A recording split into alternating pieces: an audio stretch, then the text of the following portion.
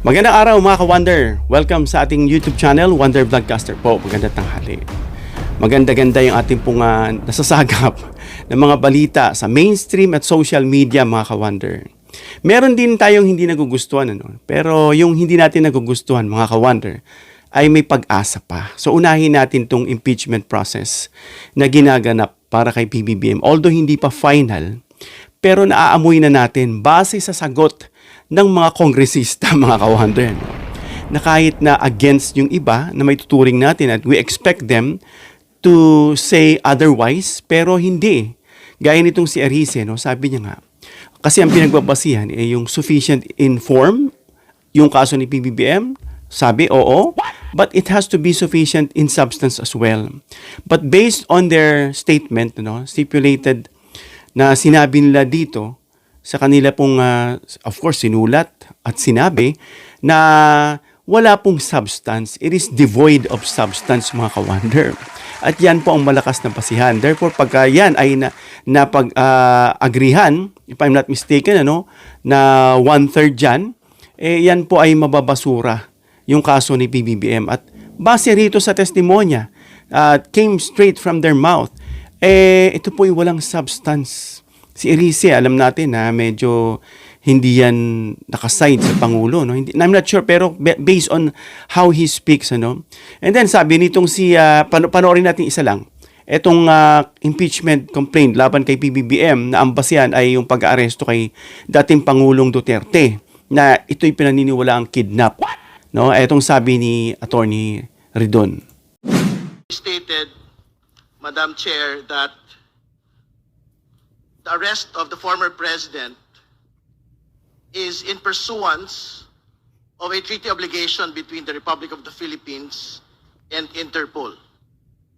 So, wala pong batayan para sabihin that the former president was kidnapped. So, ibig sabihin, mga ka-Wonder, yung palagi nilang iniiyak na the president daw was kidnapped. Alam naman natin na hindi. So, yung obligation natin, although we are not member of ICC anymore, but we have the obligation with the Interpol. At ang Interpol po ay pumunta rito para i-surrender si dating Pangulong Duterte and was presented with warrant of arrest. Kaya sabi nga ni Attorney Ridon, walang basihan. Marami pa, si Attorney De Lima, ganun din. May sinabi pa nga siya na yung sinasabing accusation kay PBBM na gumagamit ng drugs, na may mga sinabi siyang term na hindi ito mga impeachable offense, na hindi siya in line. Kahit daw i-assume pa, may pagkasabing gano'n, na ang pagkakasabi ni Attorney De Lima, hindi pa rin siya enough or sufficient substance. Assuming na kung gumagamit pa raw, wala ngang ebidensya na ang Pangulo nga ay gumagamit. Kaya sabi ni De Lima, kahit i-assume mo pa, wala pa rin substantial evidence. Na, of course, kasi dapat bigyan mo ng mga dokumento yan. At nakikita mo ba yung Pangulo na dysfunctional siya sa kanya pong desisyon? Nakikita ng taong bayan na napakaganda na nangyayari sa ating bansa. In opposite dun sa sinasabi nila na wala na raw sa sariling pag-iisip.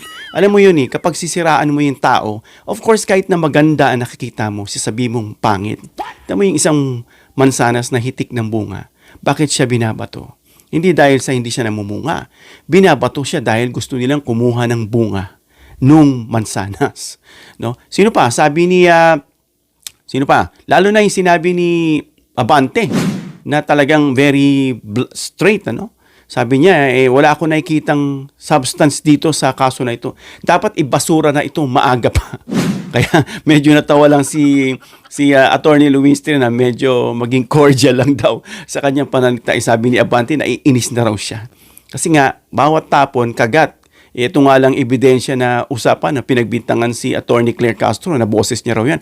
Matagal nang leak yung video na yan na kumakalat yan. At yun ay para doon sa mga DDS talaga na usapin. Medyo dinistort lang at ginamit at tila kala mo bago. Matagal na yan, mga ka-Wonder. So, at meron pang sinabi, meron pa tayong narinig, mga ka-Wonder, na naaamoy daw nila na mukhang mababasura yung kaso ni PBBM. Kaya may mga naririnig tayong mga post, mga komento na dapat daw dagdagan yung kaso, ipahabol o palitan kasi medyo mahina daw eh. Kagaya ng sinabi ni Defensor, kaya sila nagsampa ng ika-third complaints dahil daw mahina yung unang isinampa. So idinagdag pa dyan yung malampaya, kung ano-ano pang dinagdag nila, no? Pero ito pa, kahit ano pang idagdag mo, pag wala ka namang sapat na ebidensya, no, at hindi impeachable offense yung iyong isinasampa, ibabasura lang yan. So pwede pa makahabol ba? Kasi itong narinig ko mga kakilala ko mga DDS nakikita ko sa mga usapan nila, dapat daw magsampa ng bago. Isampa na raw. Pero tapos na. Ito pong basihan, sabi ni Attorney Luis Tro. Pakinggan po natin mga ka-wonder. As a matter of fact, wala nang pwedeng humabol. Kasi ito yung paulit-ulit kong sinasabi. Basta mo'y makarating na impeachment complaint sa Justice Committee, following the Francisco ruling, no? It completes the initiation process and therefore it bars all subsequent impeachment complaints against the same impeachable official. It likewise triggers the running of the 1-year prohibition period. Ma'am, sorry, balikan ko lang po yung sa MR. Sabi niyo So yan mga ka-wonder, malinaw na sinabi ni Congresswoman Luistro, yung updated ngayon, na sinabi nga na base dun sa Francisco ruling na sinabi niya, wala nang pwedeng humabol ng mga bagong impeachment complaints laban kay PBBM, no? Kasi bakit? Tapos na yung initiation stage Nagsampa na sila So pagkatapos nun, yung sinasabing 1-year bar, the moment na nagsampa ka, na-trigger na yung 1-year bar o yung 1-year ban na sinasabi.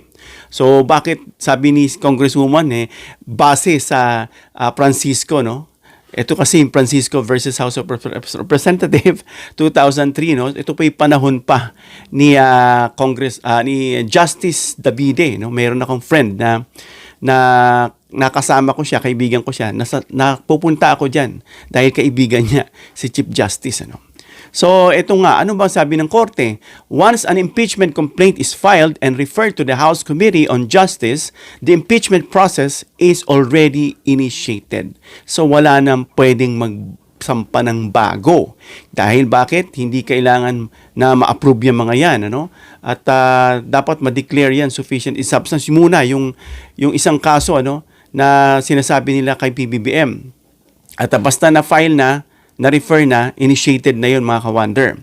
So ano ang epekto nito kay PBBM? Ibig sabihin, kumpleto na. Na-file na, na-endorse na.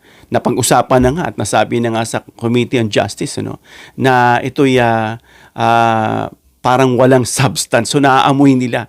Kaya umiisip sila ng bagong estilo para ito ay palitan, pero hindi na nga pwede. Automatic na kasi nag-start yung 1-year prohibition base sa 1987 Philippine Constitution ng Article 11, Section 3, Closed and open, 5, So sabi ron, walang impeachment proceeding shall be initiated against the same official.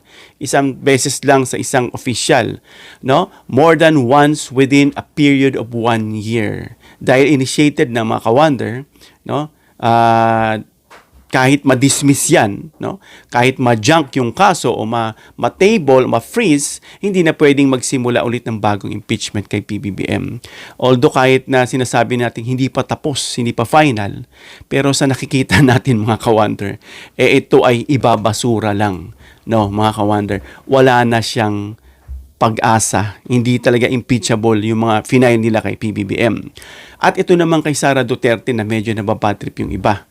Kasi nga, tayo rin mga ka-wonder, tataka tayo, alam natin February 6 pa, ulit after matapos yung 1-year bar. Bakit nakita ko sa news, nagsisisampa na naman ng bagong kaso, February 2 pa lang. Dahil daw umano kasi, ito namang ibang vlogger din, naririnig natin na sablay daw at tuwang-tuwa raw yung mga BBM supporters. Of course, tutuwa tayo kung totoo man sana. At inis na inis yung DDS dahil daw may bagong ruling itong SC na they will not base on session, kumbaga calendar days, regular days na raw. Pero hindi nila naintindihan na yung sinasabi rito ng Supreme Court na yung session days is equivalent din sa calendar days.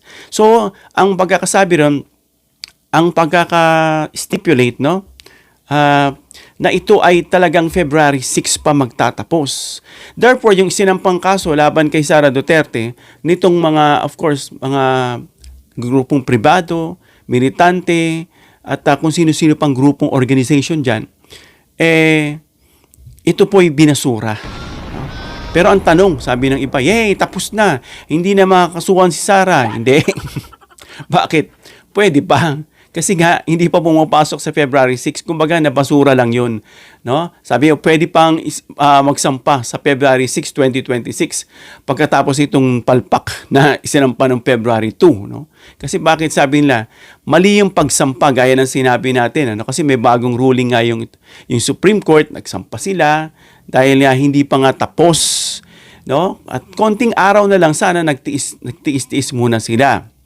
No, ewan ko, may hinahabol yata silang, parang may narinig ako na uunahan yata sila nila Sara. I'm not sure about that, pero tinitignan kasi natin dito kung pwede pang magsampa ulit. So ang tanong, pwede pa. Tayong pwede pang magsampa ulit, no, laban dyan kay Sara Duterte ng bagong kaso. Sa February 6, tandaan po natin, huwag nating i-misunderstood or misconceptualize yung sinasabi dyan. At another news, mga ka-wonder, etong mga senador, no, na nakita natin sa ating pong news, no, sila po sasampahan ng kaso. Itong tatlo, sila Villanueva, sila Jinggoy, at itong si Cheese, mga ka-wonder, ayon sa balita, sila po ay sasampahan ng kaso, mga ka-wonder. Bagamat hindi pa ito final, upon checking, mga ka-wonder, dun sa aking pagkaka-research, pero sila po ay sasampahan na. Pakinggan natin yung balita, mga ka-wonder. Ang balita, pinakakasuhan na ng Senate Blue Ribbon Committee ang ilang mga dati at kasalukuyang opisyal na dawit sa flood control scandal. Kabilang dito sina Senators Jinggoy Estrada, Joel Villanueva at Cheese Escudero. So yan, mga ka-wonder, bad news talaga dahil sila po ay kakasuhan na. No, at ayan po ang gustong-gusto ng taong bayan na talagang hindi sila tinigilan ni Senator Lacson na chairman ng Blue Ribbon nang nag-iimbestiga, no, para sila ay masampahan na talaga ng kaso, mga ka-wonder, at mabigyan ng justice. Kasi akala nitong mga to siguro malakas sila at makakatakas sila gaya ng kanilang mga paglusot nung mga nakaraang taon, namely si Jinggoy at saka si Joel, akala nila tapos na. So, kinasuhan sila. Bukod sa administratibo, sila po kakasuhan dyan sa mga anomalya ng flood control, mga ka-wonder. So, matatapos na. At susunod-sunurin na sila, mga ka-wonder. So, hindi na walang saysay yung ICI na siyang nagre-rekomenda kung dapat kasuhan upon their investigation. At of course, i-check yan.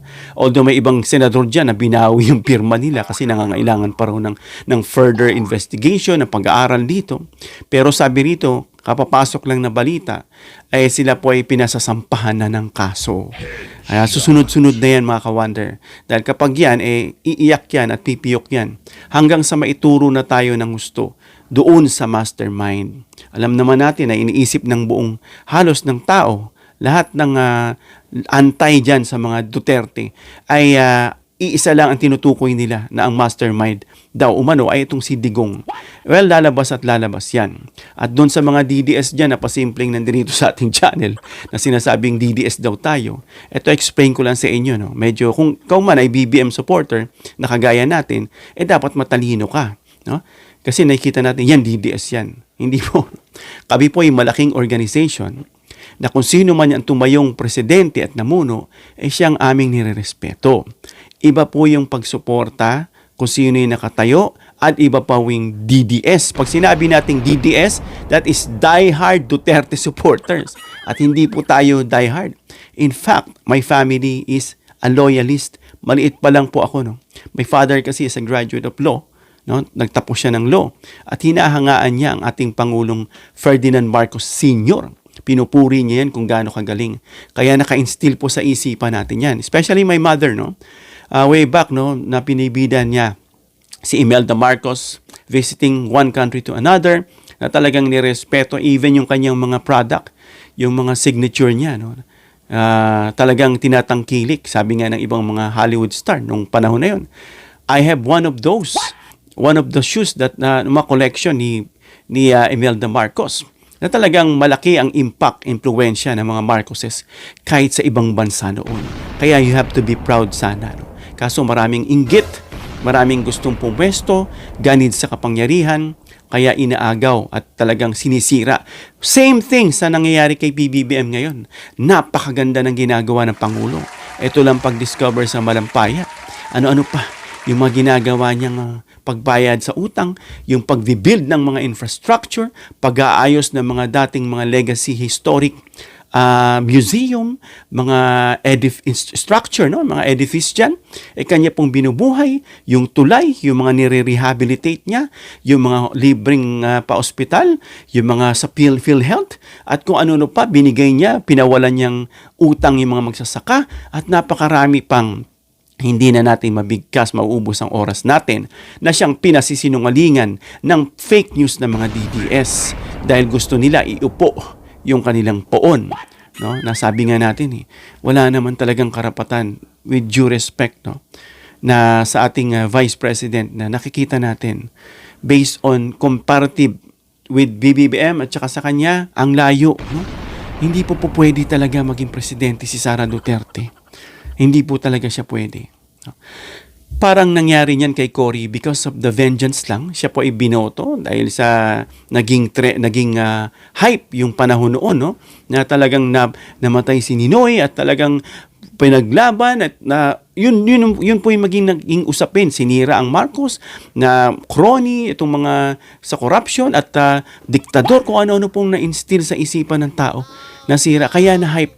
And then all of a sudden, in a meeting, nakita ni Enrile kung paano mag-meet, paano mag-collect ng info, idea at para isatupad. Kumukuha lang daw si Cory ng info sa kanyang gabinete. Sabi ni Enrile, what have I done? Nang layo-layo daw niya sa Pangulong Marcos. Same thing mga ka-wonder. Ganun din ba ang gagawin natin? At ibabagsak na naman ba natin ang ating bansa? Nakasalalay sa inyong kamay yan kung bobotohin nyo yung maling tao. At salamat tayo sa mga sumusuporta sa gobyerno, sa administrasyon, na imbis na magreklamo at manira, sila ay nakikiisa para mabilis ang pagtakbo ng ating bayan. At kung ikaw ay kaparte ng paninira at pagbagsak sa gobyerno, ikaw ay hindi dapat bahagi ng paglago ng bansa. At yung kahihiyan at galit ng tao ay kasama ka doon. Hanggang dito na tayo mga ka-wonder. Comment down below your opinion para mabasa natin. Please share this video para ma-share ni YouTube sa iba pang viewers. Please share this video para malaman nila yung nangyayaring impeachment kay PBBM ay mukha talagang mabambasura at yung impeachment trial complaints kay Sara na naibasura pero pwede pa rin magsampa sa February 6 at itong tatlong senador mga ka-wonder kakasuhan na. Kaya nakakita na tayo ng liwanag. And of course, subscribe, hit the notification bell icon, choose all bilang suporta sa aming mga content creators. Hanggang sa muli mga ka-wonder. God bless.